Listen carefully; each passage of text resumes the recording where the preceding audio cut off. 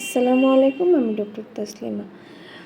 যাদের যৌন সমস্যা, স্ত্রী সহবাসে সময় দিতে পারেন না, বীর্য পাতলা, বীর্য গাঢ় করতে চাচ্ছেন বা স্ত্রীকে সময় দিতে চাচ্ছেন, তারা আমার এই 3টি টিপস ভিডিওতে দেওয়া অবশ্যই ফলো করবেন, লক্ষ্য রাখবেন।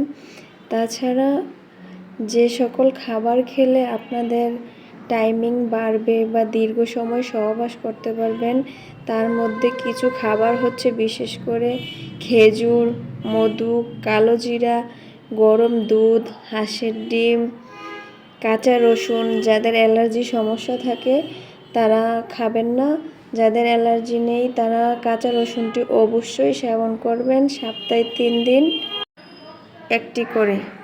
এই খাবারগুলি বীর্য গাঢ় করে এবং সহবাসের টাইমিং বাড়ায়। পাশাপাশি চিকিৎসা নিতে চাইলে যোগাযোগ করুন।